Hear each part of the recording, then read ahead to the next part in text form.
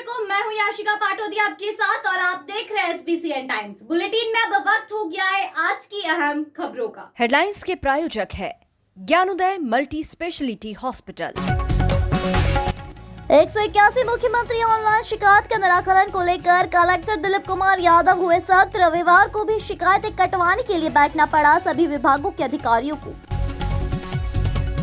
फुलमाली सैनी समाज के चुनाव चैतन्य बालाजी मंदिर स्कीम नंबर 9 पर हुए आयोजित। कांग्रेस IT सेल की बैठक नीमच क्रांति भवन में आयोजित की गई। संगठन की योजनाओं का प्रचार करने का दिया प्रशिक्षण।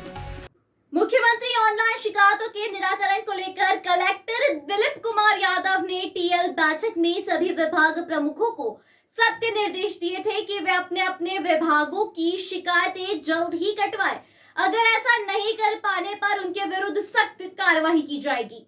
कलेक्टर के निर्देश पर सभी विभागों को एक ही छत के नीचे बैठाकर शिकायतों का निराकरण करते हुए उन्हें कटवाने की व्यवस्था डाइट परिसर में की गई है। प्राप्त जानकारी के अनुसार डाइट में जिलाधिकारी को उपस्थित होने के लिए जिला प्रशासन से सूचनाएं भी डेली भेजी जा रही है, परंतु कुछ विभागों अधिकारी स्वयं उपस्थित न होते हुए अपने स्टाफ को भेज रहे हैं, लेकिन वे भी कुछ समय बाद वहां से चले जाते हैं। इसको लेकर कलेक्टर ने और सख्ती करते हुए रविवार को डाइट में सभी विभाग के अधिकारियों को बुलाया गया और उनसे अपने अपने विभागों की मुख्यमंत्री ऑनलाइन शिकायतों को कटवाने के लिए बिठाया गया। किस विभाग ने कितनी शिकायतों का निराकरण करते हुए उन शिकायतों को समाप्त कराई गई है, उसकी प्रगति रिपोर्ट कलेक्टर यादव द्वारा देखी जाएगी तथा आगामी TL मीटिंग में उसकी समीक्षा की जाएगी। अब देखना है कि सोमवार को होने वाली TL मीटिंग में कितने विभागों पर कलेक्टर की तलवार लटकती है। डाइट परिसर में हमारे रिपोर्टर्स द्वारा विभागीय कर्मचारियों से कैमरे पर जानकारी लेना चाहिए तो सभी ने कैमरे के सामने बोलने से इनकार कर दिया। अच्छी वर्षा की कामना को लेकर श्री कृष्ण ग्वाला गवली यादव सामाजिक संस्था द्वारा नयापुरा रोड स्थित श्री कृष्ण मंदिर से ध्वजा यात्रा प्रारंभ कर यात्रा को नगर की मार्गों से होती हुई मां नालछा के दरबार में पहुंची, जहां ध्वजा को शिखर पर चढ़ाया गया। संस्था के प्रवक्ता रवि ग्वाला ने जानकारी देते हुए बताया कि संस्था व सकल पंच ग्वाला समाज द्वारा आज रविवार को नालछा माता दरबार में ध्वजा चढ़ाई गई। साथ ही दरबार परिसर में सामाजिक बंधुओं द्वारा सहभोज कार्यक्रम भी किया गया, जिसमें समाज के बच्चे, बूढ़े, महिला, पुरुष ने बढ़ चढ़ कर भाग लिया। उपलक्ष्य में और किस उद्देश्य से निकाली? श्री कृष्ण ग्वाला गवली यादव सामाजिक संस्था एवं सकल पंच ग्वाला समाज मंदसौर की ओर से प्रति वर्षानुसार इस वर्ष भी अंचल में अच्छी वर्षा हो, सुख समृद्धि बनी रहे, इसी कामना को लेके ग्वाला समाज युगों से ये ध्वजा चुनरी यात्रा मां नालछा के दरबार में श्री कृष्ण मंदिर नयापुरा रोड से लेकर हर वर्ष पहुंचता है और वहां पे सामूहिक रूप से आज गोट का भी आयोजन समाज का नालछा माता परिसर में रहता है। रवि ग्वाला। शहर के स्कीम नंबर 9 में चैतन्य बालाजी मंदिर पर रविवार सुबह 11 बजे फूल माली सैनी समाज के चुनाव आयोजित किए गए। समाज के द्वारा प्रत्येक 2 वर्ष में यह चुनाव आयोजित किए जाते हैं, जिसमें समाज की मतदाता अपने मताधिकार का प्रयोग कर कार्यकारिणी का चुनाव करते हैं। इस बार 16 उम्मीदवार विभिन्न पदों के लिए चुनावी अखाड़े में उतरे हैं, जिसमें अध्यक्ष, उपाध्यक्ष, सचिव, कोषाध्यक्ष आदि पद शामिल है। मतदान के लिए सुबह 11 बजे से दोपहर 1 बजे तक का समय रखा गया। चुनाव के लिए 127 मतदाता मतदान करेंगे, इसकी उम्मीद है। वही समाज के मतदाताओं में भी चुनाव को लेकर उत्साह देखने को मिला है। मतगणना के पश्चात शाम तक चुनाव परिणाम आने की उम्मीद है। चंद्रमोहन सैनी नीमच सैनी समाज का संरक्षक हूँ और आज नीमच फूलमाली सैनी समाज के चुनाव हो रहे हैं। उस चुनाव में 127 सदस्य हैं, जिसमें से करीबन इस समय तक इनको 12:30 जब तक है 122 सदस्य चुनाव वोट डाल चुके हैं और इसमें 2 पार्टियां खड़ी हुई है। लेकिन मैं सोचता हूँ समाज में इस प्रकार के चुनाव न हो और समाज एक रहे, इससे फूट पड़ेगी समाज में, उसका कोई औचित्य नहीं है। लेकिन कुछ भाई हमारे ऐसे हैं समाज के जिन्होंने ये बवंडर रचा है और ये नहीं होना चाहिए। इसके लिए मैं बहुत कुछ बोलने लगा, लेकिन बोलने लायक मेरे पास कोई शब्द नहीं है, तो कोई मानता तो है नहीं आजकल। अध्यक्ष जैसा है उसमें 122 सदस्यों में जो परिणाम सामने आएंगे, चुनाव अधिकारी चुनाव मौजूद हैं, वो जिस प्रकार से चुनाव करवा रहे हैं, उससे जो परिणाम सामने आएंगे वो अभी 2 बजे तक आ जाएंगे। आपका नाम है? नीमच रामचंद्र मूलचंद सैनी समाज। जैसे जैसे चुनाव का समय नजदीक आ रहा है, वैसे वैसे राजनीतिक दल और संगठन के लोग सक्रिय होते जा रहे हैं। इसी कड़ी में जिला कांग्रेस कार्यालय गांधी भवन पर शनिवार को दोपहर 12 बजे मध्य प्रदेश कांग्रेस आईटी सेल की बैठक आयोजित की गई। बैठक में आईटी सेल के जिला अध्यक्ष मनीष लक्षकार ने जिले भर की आईटी सेल पदाधिकारियों की बैठक ली, जिसमें ब्लॉक वाइज आईटी सेल की कार्यकारिणी का विस्तार करने के निर्देश दिए। इस दौरान कांग्रेस संगठन की रीति नीति का अधिक से अधिक प्रचार किस तरह हो, इस संबंध में प्रशिक्षण दिया गया। आईटी सेल के पदाधिकारियों को बताया गया कि कांग्रेस द्वारा घोषित योजनाओं का प्रचार प्रसार कर हमें मध्य प्रदेश में कमलनाथ के नेतृत्व में कांग्रेस की सरकार बनाना है।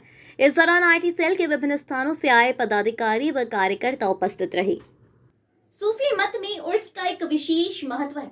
सूफी नीलम शाह की दरगाह पर जियारत करने हजारों की संख्या में लोग पहुंचे।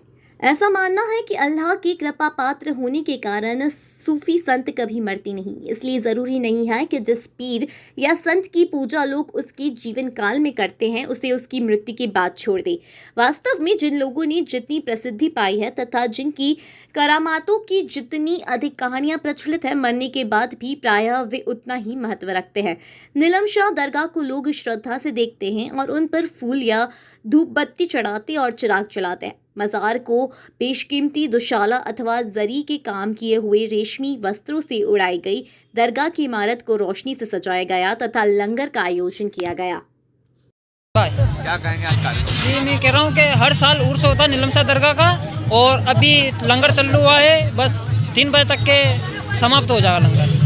क्या कितना उत्साह रहता है यहाँ पे लोग? तकरीबन अभी 3-4 हज़ार पब्लिक का रहता है। अभी लंगर आ रहे हैं और खा के जा रहे हैं। शेर खाना है पूरा मंसूर का है। क्या नाम है आपका? मोहसिन लाला अहमद। क्या कहेंगे आज जो उर्स मुबारक का कार्यक्रम चल रहा है यहाँ पे? भाई ये सब कमेटी वाले खड़े हैं, इन्होंने मिलकर ने करी है। देखो हिम्मत, आगे हर साल बनता है उर्स सरकार नीलम शाह बाबा सैयद का।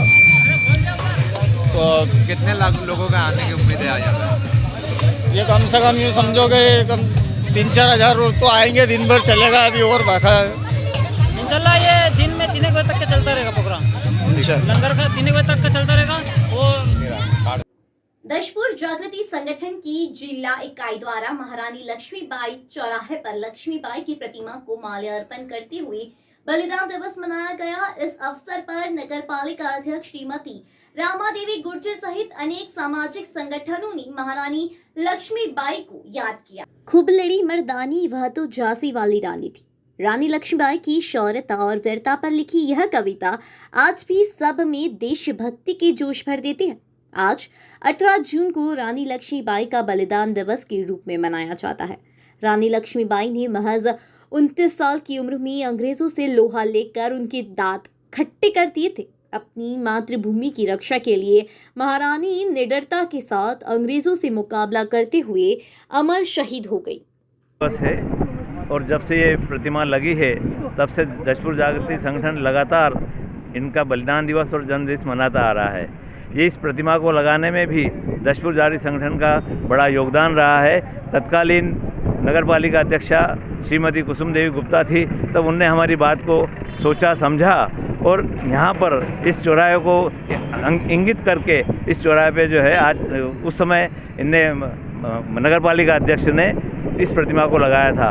ऐसी ही प्रतिमाएं और भी हमने लगाने का प्रयास किया जो लगी है। समय समय पर उनके यहाँ भी बलिदान दिवस और जन्म दिवस हम मनाते आ रहे हैं। निश्चित ही इन प्रतिमाओं को लगने से पूरा शहर और देश इस बात के लिए हमेशा याद करता रहेगा कि इन लोगों ने जितना स्वतंत्रता के लिए, आज़ादी के लिए अपना योगदान दिया, अपने आप को नौछावर कर दिया, तो निश्चित ही आज हम जो सांस ले रहे हैं वो इन्हीं की वजह से ले रहे हैं। जय हिंद, जय भारत। क्या नाम है आपका? डॉक्टर देवेंद्र पुराणी, अध्यक्ष दशपुर। क्या कहना? आज 18 जून को रानी लक्ष्मीबाई की पुण्यतिथि है और रानी लक्ष्मीबाई हमारे देश के लिए नारी जाति का जो सम्मान है, प्रतीक है, वो कि उन्होंने मातृभूमि के लिए अपना जीवन हंसते हंसते बलिदान कर दिया, और जीवन ही नहीं पूरा परिवार ही उनका मातृभूमि के लिए बलिदान हुआ।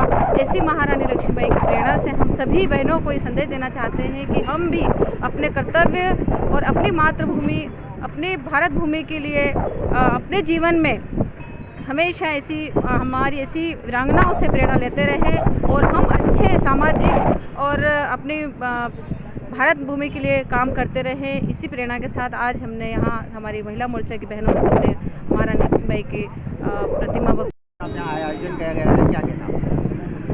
आज 18 जून झांसी की रानी लक्ष्मीबाई का बलिदान दिवस मनाने के लिए हम सभी एकत्रित हुए हैं और इस चौराहे पर बहुत सारे संगठन वाले एकत्रित हुए हैं। यही सबको संदेश देने के लिए कि हमारे देश के जैसे रानी लक्ष्मीबाई है, ऐसे अनेक वीरांगनाओं ने अपने देश की आज़ादी के लिए, अंग्रेज़ों की गुलामी से मुक्त होने के लिए अपना पूरा जीवन बलिदान दे दिया।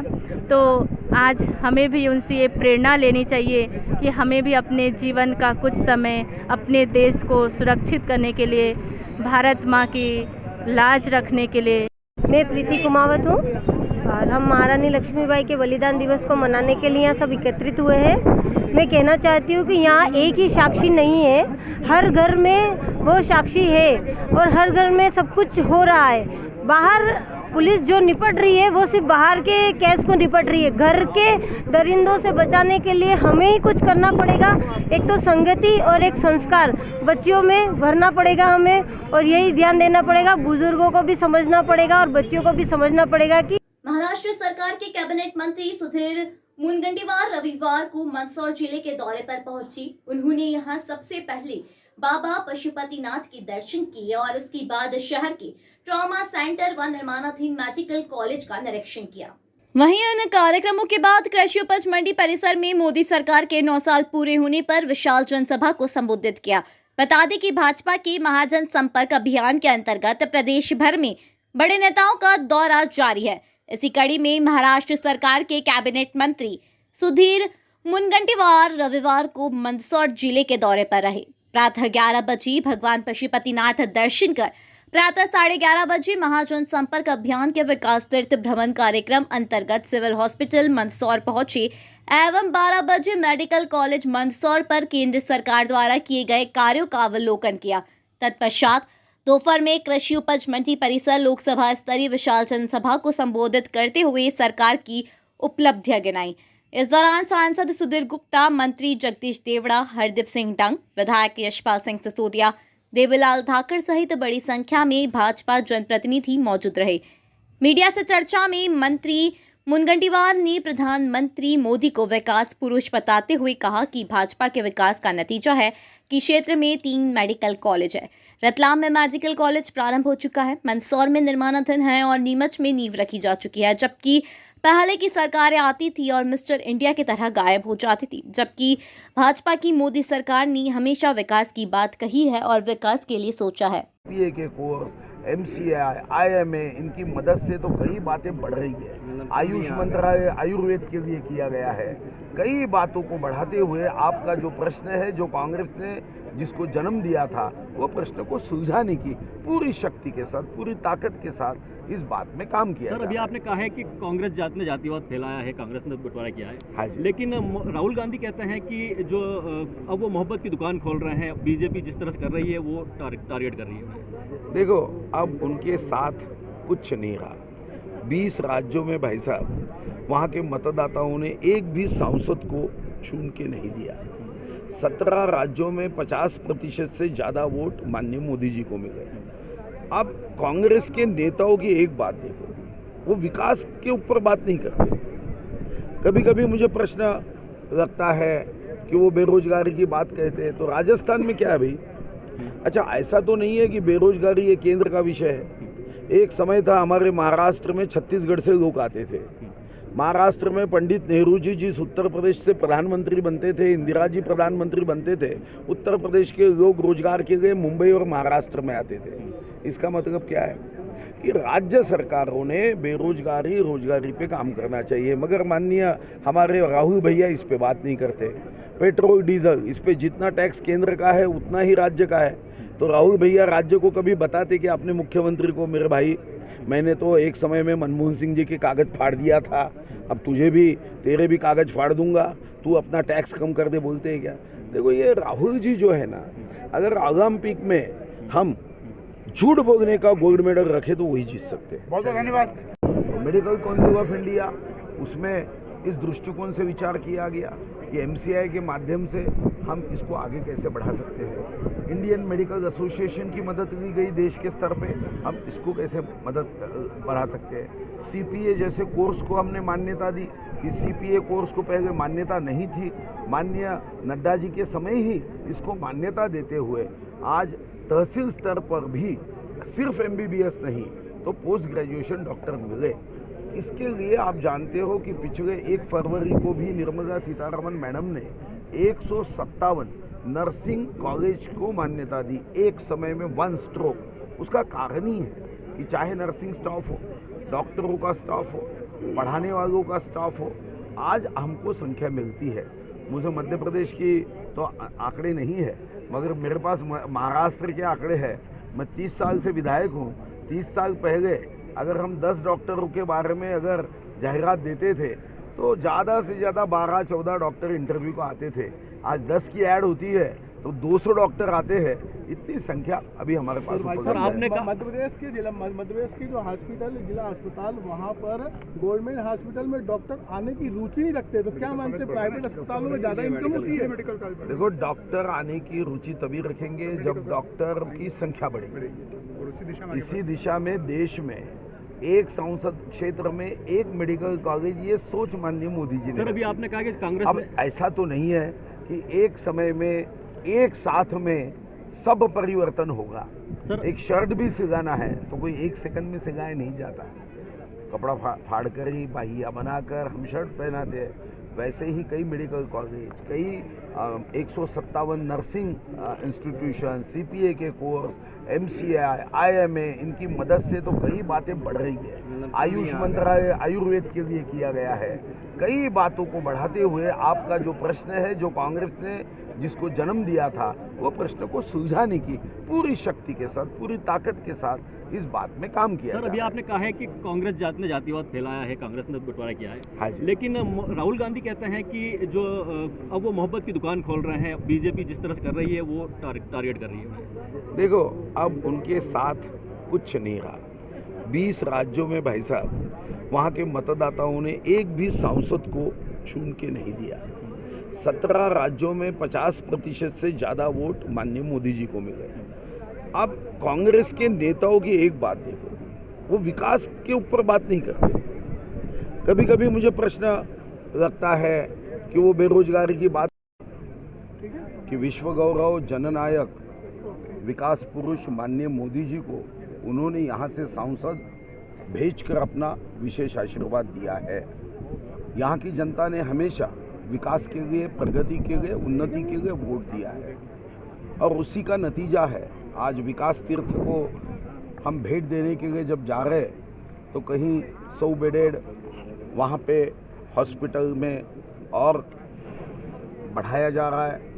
3 मेडिकल कॉलेज श्री सांसद सुधीर गुप्ता जी, यहाँ के सभी विधायक, जिला अध्यक्ष और गार्डियन मिनिस्टर, इन्होंने मिलकर ये 3 मेडिकल कॉलेज एक क्षेत्र में लाए हैं।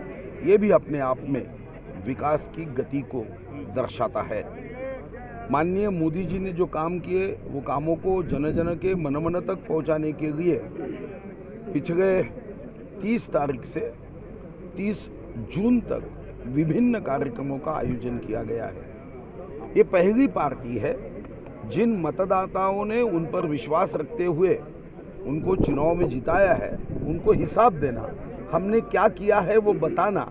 इसकी पहले की सरकारें आती थी, 5 वर्ष मिस्टर इंडिया की तरफ गायब हो जाती थी और फिर चुनाव में सेटिंग फिटिंग, जात की, धर्म की राजनीति के आधार पे लोगों में भेद निर्माण करते हुए अंग्रेज की जो नीति है, डिवाइड एंड रूल, ये नीति के आधार पे सत्ता प्राप्त करने की कोशिश करती थी।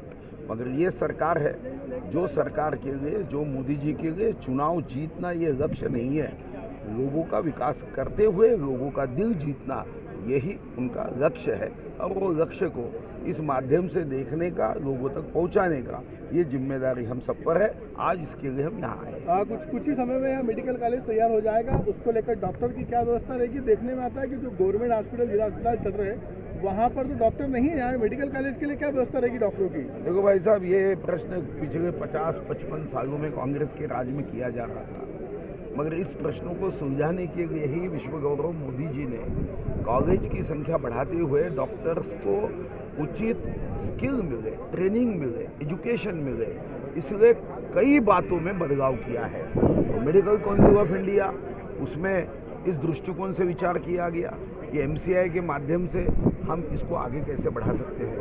इंडियन मेडिकल एसोसिएशन की मदद ली गई देश के स्तर पे, हम इसको कैसे मदद बढ़ा सकते हैं। CPA जैसे कोर्स को हमने मान्यता दी कि CPA कोर्स को पहले मान्यता नहीं थी, माननीय नड्डा जी के समय ही इसको मान्यता। अहम खबरों में आज के लिए इतना ही। देश और प्रदेश की खबरों के लिए देखते रहिए SBCN टाइम्स।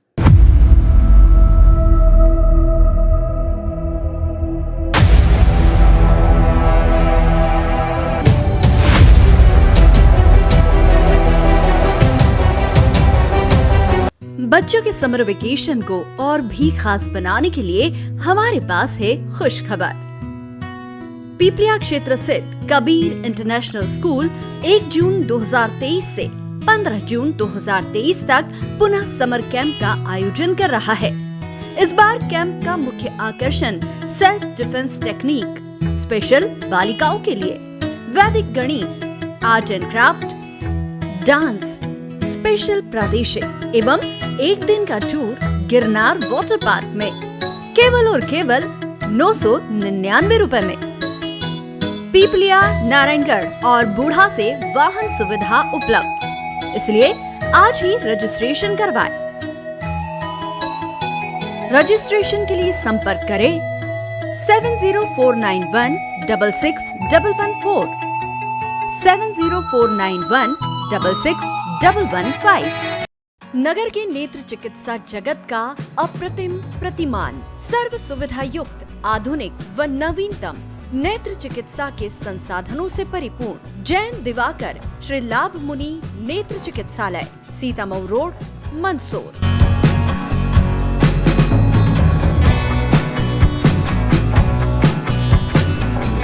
विश्व के सर्वश्रेष्ठ उपकरणों के साथ नेत्र परीक्षण एवं ऑपरेशन सुविधा, एक नहीं 2 modular operation theatre, 2 Centurion phaco system, optical coherence tomography, IOL master. चिकित्सालय की स्थापना से अब तक 4 लाख से अधिक रोगियों का नेत्र परीक्षण एवं 57,000 से अधिक ऑपरेशन। आपका चिकित्सालय आपके द्वार की तर्ज पर 534 गाँव में निःशुल्क नेत्र चिकित्सा शिविर आयोजित कर 2 लाख से अधिक रोगियों का परीक्षण। महानगरों की तर्ज पर सिद्ध हस्त डॉक्टर्स की टीम द्वारा संक्रमण मुक्त की गारंटी के साथ मोतियाबिंद ऑपरेशन। सभी नेत्र ऑपरेशन की पूर्ण सफलता का गौरवशाली इतिहास। वातानुकूलित परीक्षण कक्ष, वार्ड एवं लिफ्ट सुविधा, साथ ही कंप्यूटर द्वारा आंखों की जांच, retinopathy of prematurity, contact lens, diabetic retinopathy, glaucoma, retina surgery व भेंगेपन का संपूर्ण इलाज। हमारा पता है Sitamau road, Mandsaur. Mobile number 7067317362, 9685965017, 9460076979।